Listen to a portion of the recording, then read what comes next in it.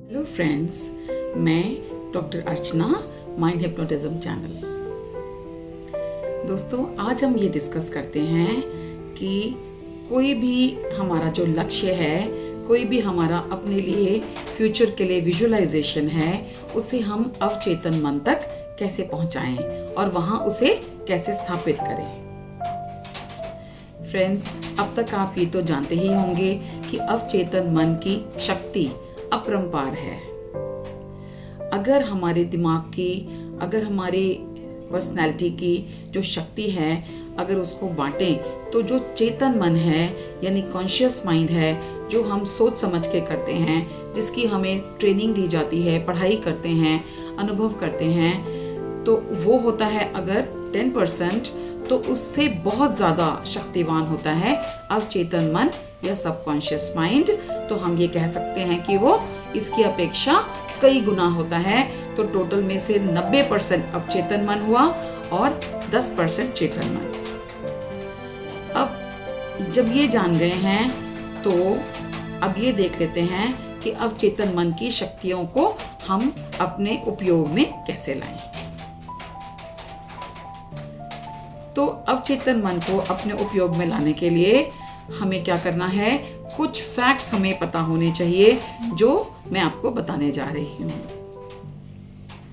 कोई भी हम बिलीफ सिस्टम, उसको हम रिपीट करते हैं। बिल्कुल जब हम नींद में जा रहे होते हैं, सोने के लिए तत्पर होते हैं, लेट जाते हैं, लाइट्स ऑफ कर लेते हैं, उस समय हमें अपने लक्ष्य को सोचना चाहिए और भाषा इस तरह से होनी चाहिए एज इफ हम वो चीज कर चुके हों।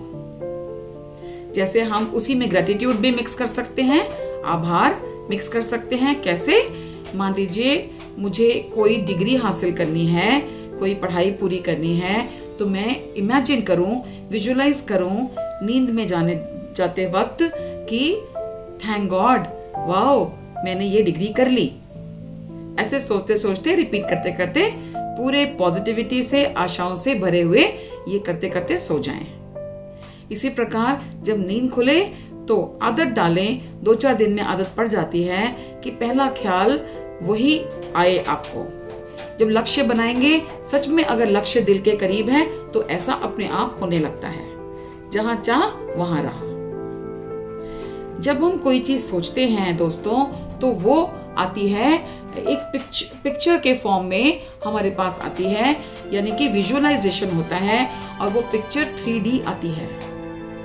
एक उदाहरण के तौर पे अगर मैं आपको कहूँ, एक शिमला का या कश्मीर का सेब, एप्पल, तो क्या आएगा आपके सामने? APPLE तो नहीं आएगा, स और ए की मात्रा और ब तो नहीं आएगा ना।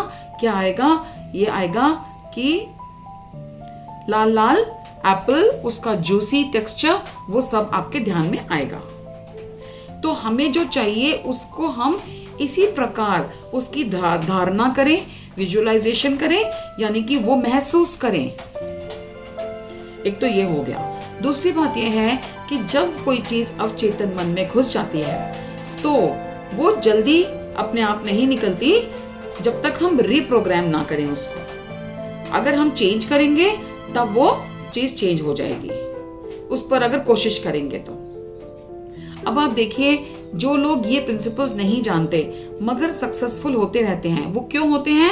क्योंकि जब उनका जो बचपन होता है उसमें उनके माता पिता को या गुरुजनों को या जिनसे भी उनकी कंपनी रही है, उन सबको जाने या अनजाने अगर ये प्रिंसिपल पता है, मान लीजिए पता भी नहीं है लेकिन घर का माहौल है ही बहुत अच्छा, तो वो इस चीज को इम्बाइब कर लेते हैं। तभी तो कहते हैं कि किसी बच्चे को देखकर आप पता लगा सकते हैं कि उसके संस्कार कैसे हैं और उससे ये पता चलता है कि उसके घर के लोग कैसे हैं। ये हमेशा शिक्षिका होने के नाते मैं ये समझ जाती हूँ।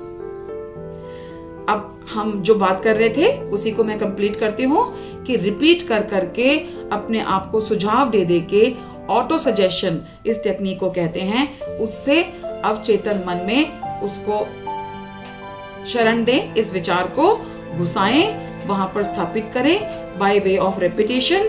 जब सोने चलते हैं या जब नींद से निकलते हैं, तुरंत जब जागे रहते हैं, उस समय माइंड की स्टेट होती है अल्फा स्टेट और उसमें रिपीट करते रहने से ये वहाँ पर स्थापित हो जाता है। तो रीप्रोग्राम जब भी करें, इससे बेटर चीज़ों की करें, इससे कम चीज़ों के लिए कभी सेटल मत हो।